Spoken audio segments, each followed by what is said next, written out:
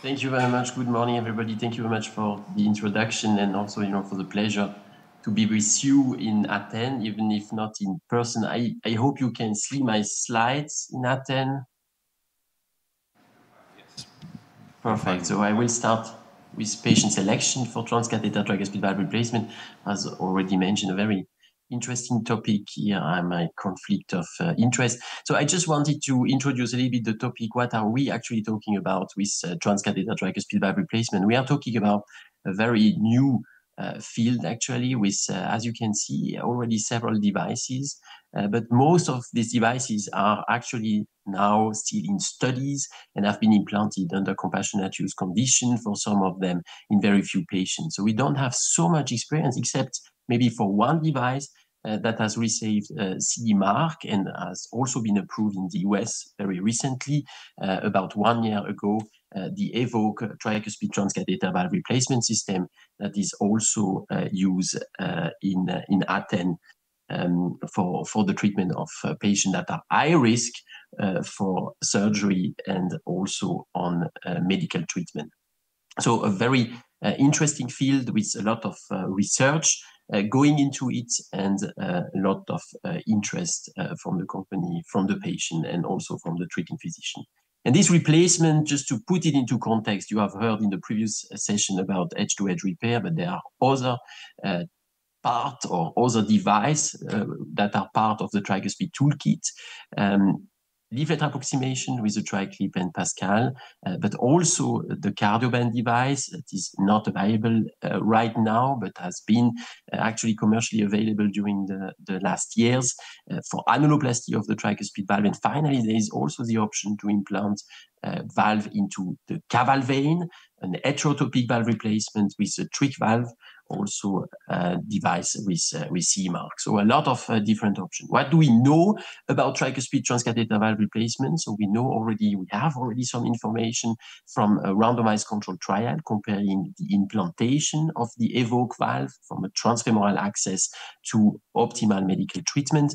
And you can see that has been shown in this study published in the New England Journal of Medicine that this therapy has a tremendous effect on quality of life in terms of KCCQ improvement, in terms of functionality as well, with NYHA class improvement and 6-minute walking distance that is related to the reduction of tricuspid regurgitation. At 1 year, which is a short follow-up, there was no effect on hard endpoints, a combined endpoint of death and heart failure hospitalization. What we have seen also in this study, and what is very interesting, is that this therapy is associated with some complication.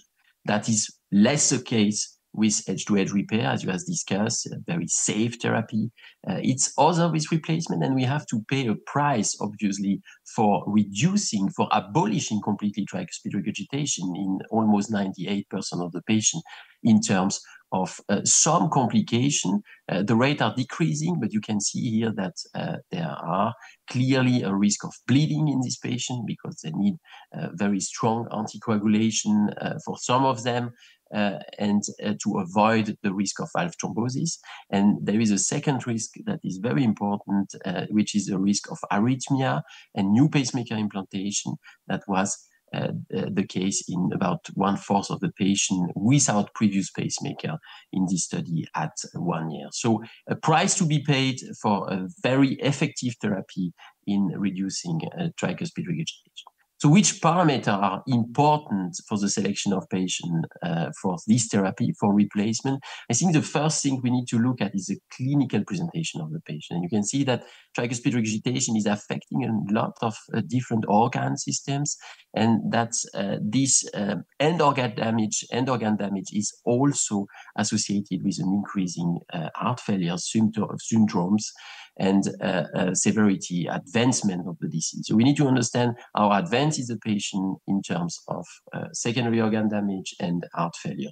Then we imperatively need to understand what is the etiology of tricuspid regurgitation, because this has consequences on the risk in particular of right ventricular failure. And we need to understand, is the tricuspid regurgitation due to a mainly atrial dilatation, atrial secondary tricuspid regurgitation, which appear in patients with atrial fibrillation mainly, or HFpEF, heart failure with preserved ejection fraction.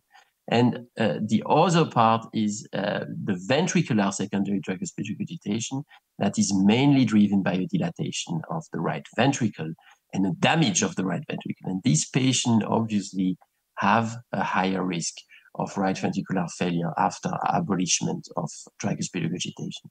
So every time you look at a patient and consider edge-to-edge or replacement, look or try to think about the etiology of tricuspid regurgitation. And this applies, of course, also for patients having a lead-related tricuspid regurgitation that is more difficult to treat with edge-to-edge repair. We then need to look very carefully at the anatomy, because the anatomy of the valve, it doesn't matter so much what it is called or how much leaflet, but what is important is to know how complex is its anatomy in terms of the number of leaflets, in terms of the presence of indentation, in terms of the jet localization, because this will be one of the very important predictors of the success of edge-to-edge repair.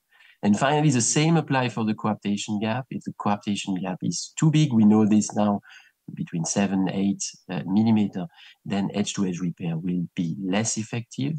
And we also reflect or translate into less symptomatic improvement of the patient. And finally, and that's something we do in every outpatient, we need to understand what are the hemodynamic, what is the hemodynamic effect of tricuspid regurgitation, and what are also the pulmonary pressure. You see an example where the right ventricular pressure, systolic pressure, and the right atrial pressure, we wave are actually exactly the same. That's a ventricularization of the right atrium. And in that situation, you will expect a very big coaptation gap in a patient that is probably not suitable or not easy treatable with edge-to-edge repair. The next point is right ventricular function, and there we need to improve a lot. We are not able to quantify in an appropriate way right now the complexity of right ventricular function, and this, of course, has consequences in terms of, I would say, the unpredictability of right ventricular dysfunction after replacement. We need to look into new parameters, strain or cardiac MRI, to have this parameter in our clinical practice. Then when we do a sum of everything, then we are left with these different options, including replacement. And we have tried, together with Jörg Hausleiter in the JACC publication, to summarize a little bit what are the important criteria for the success of edge-to-edge repair. And if the expectation or the result expected is not optimal in terms of TR reduction, which should be at least moderate to mild, then it may be of advantage to go and consider tricuspid valve replacement instead of edge-to-edge repair. A direct comparison, you see here, something I have already mentioned and that I summarize here, with a higher risk of some specific complication after replacement, major bleeding, the risk of new pacemaker implantation, the risk of valve thrombosis, of course, which is not the case with transcatheter valve repair, and finally also the risk of afterload mismatch, quite a rare complication, but that needs to be prevented. And that's what we tried here to show, that these challenges and these complications need actually to be prevented by the preparation of the patient, but also by the follow-up, meaning that if you have conduction disturbances, you will need to be prepared during the procedure to pace, and you will need to have a very close follow-up of the patient to detect any relevant conduction disturbances. And the same apply for the anatomy, with the preparation of the patient and diuretic treatments for optimal sizing of the valve, and then implantation with continuation then of diuretic therapy after the implantation. So all these challenges or complications can be prevented. The patient can be prepared in order to try to minimize. But there are still some red flags for replacement that we have also shown in this graph in the same JACC publication. You can see that we need to be very careful when implanting a valve in patients with ICD lead, in patients with severely impaired right ventricular function, in patients who are at high bleeding risk or intolerant to oral anticoagulation. It is a contraindication for the implantation of a valve. And finally, in patients also with severe organ damage. But this is something also we can discuss. Maybe some very advanced patients can still benefit from the implantation of a valve. We have together with Costas Spargas and the team in Athens and other experience center in Europe, we have put together 176 patients. The first time I showed this data, and you can see that in terms of pacemaker, we need to be careful there, because on one side, we can have also pacemaker implantation and conduction disturbances a long time after the implantation of the valve. You see the number in days, and you can see here that some of the patients got a pacemaker after 10 or even later after the implantation. So we need to be very careful on this, and the prediction of this, it's not very surprising, but it's shown for the first time, are actually the previous conduction disturbances, and we could not define which one is the worst one, but the presence of previous conduction disturbances is a strong predictor of pacemaker implantation. So we need to look at the EKG of the patient before considering him for replacement. And finally, you can see here that what I mentioned, quite a good improvement in terms of biological parameter in patients with renal failure and in patients with liver dysfunction, which is very encouraging actually, because these patients undergoing treatment with replacement are advanced, but improve after reduction of tricuspid regurgitation. And finally, right ventricular dysfunction, a very important parameter. You see that it is one of the strongest predictor of clinical failure, meaning a composite of a complication during the procedure and the hospitalization, and that the patient with right ventricular function, that were very few in this study because of the good selection that has been done in this experience center, but the right ventricular dysfunction was the main predictor of complication. So patient selection is based, I tried to show this, on anatomical and clinical criteria. TR reduction is much better compared to edge-to-edge repair, but the price is a higher complication rate that needs to be prepared and minimized with patient preparation and follow-up. Reduce right ventricular function and conduction disturbances at baseline are predictors of adverse events, and a very careful perioperative management is absolutely essential. Thank you very much for your attention.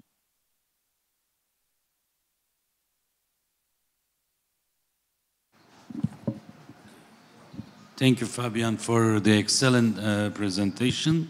I think the most important take-home message is the perioperative management of these patients. So we understood that determining perioperative risk and the liver functions and renal functions, and also the echo is very, very important before transcatheter valve replacement. So I want to ask to Dr. Kromidas that what do you think about the function of the right ventricle? Should we evaluate all these patients by right heart catheterization, or echo is only sufficient? What's your opinion? Or cardiac MR, maybe. Peter, you can make comment on yes. First of all, congratulations for Professor Praz for the excellent presentation. You pointed out that the patient that actually get the most benefit is the patient that have the most TR. But commonly these patients have, it's more possible to have reduced RV function, as Professor Kilic pointed out. So it's crucial, not only in terms of prognosis, but of adverse events, to evaluate the RV function properly and thoroughly before planning the procedure. And I was going to ask you whether you perform routinely CMR in every patient in order to properly assess the RV function. Would you rely on the 3D echo, which correlates well with CMR, but we may overestimate when we have significant TR the function?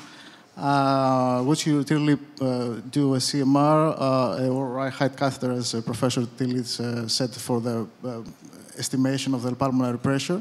And whether you encountered any cases where you thought that the RV function was good, but after implanting the valve, a severe RV dysfunction was unmasked and the patient had acute right failure. Thank you. So, excellent question and remark. So, of course not. We do not perform a CMR in all patients. That's, that would be not possible, I think. Because many of these patients, 1/3 have pacemaker, they have CRT, they are. So, it's the availability of CMR for the routine use in this patient is very difficult. And obviously, because of the artifact of all the device you have in this patient, you will have difficulties to really quantify all what you want to do. So, we need to have a method that is doable and clearly and can be used in all patients, and clearly this is echo. But we need to be better in using parameters that are more comprehensive of the right ventricular function. And that is not TAPSE or DTI. We need to come away from just looking at the longitudinal right ventricular function. And as you mentioned, right ventricular ejection fraction, and possibly also volumes and right ventricular ejection fraction, effective right ventricular ejection fraction, taking into account the regurgitant volume, is probably the way to go in the future. And that's exactly what you say. The problem is that if we rely only on longitudinal parameter, we will have surprise. And we have surprise. We have patients where we think or we expect that they will fail after valve implantation, would not have any hemodynamic consequence of the valve implantation and have a benefit of it. And we have some patients, and I had exactly this experience you mentioned once, where we were absolutely not expecting anything. It was even a patient with primary TR because of a Barlow. And just after valve implantation, the patient had really an hemodynamic instability that we were absolutely not prepared for. So, we are just visually, we are not good at looking and understanding what the right ventricular is doing. And we need to have better parameters. But this should be echo. We need to search, to do more research on echo, because that's the most available method. Peter, do you want to make some comments? On the right ventricular, right catheterization, that is also extremely important. Yeah. If you do your measurement and you see an elevated right ventricular and diastolic pressure, then you can be sure that your patient has a relevant dysfunction. So it's an additional parameter that is, for me, very useful to look a little bit at the situation of the right ventricle. Yes, I think it's one of the most important pre-diagnostic tool to differentiate the right ventricular function and ventricular functional tricuspid regurgitation, especially for the high pulmonary artery pressures. So, Peter, do you want to make some comment, especially about patients without ICD? Can we focus on cardiac MR in these patients? Sure. Before doing that, I would also want to congratulate. This was an excellent presentation and really very thorough. I think we have to understand also that the right ventricle is a moving target, and its function and the degree of tricuspid regurgitation also depends on a lot of functional parameters, like the blood pressure of the patient, the volume overload, the volume condition. And this is also changing. It's very important to understand this and realize that our measurements are also dependent on the conditions that those are taken.